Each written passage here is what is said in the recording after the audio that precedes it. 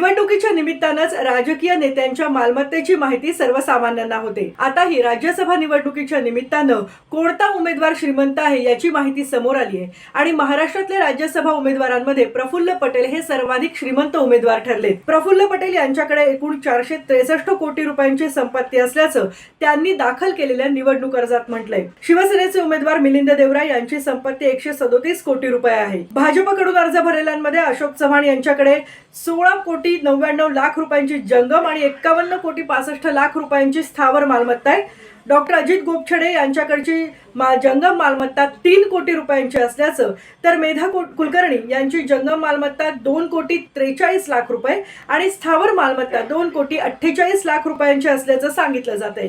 काँग्रेसचे चंद्रकांत हंडोरे यांच्याकडे सगळ्यात कमी मालमत्ता आहे। त्यांची स्थावर मालमत्ता ही 1 कोटी 68 लाख रुपयाची असल्याचं या अर्जामध्ये म्हटलं आहे।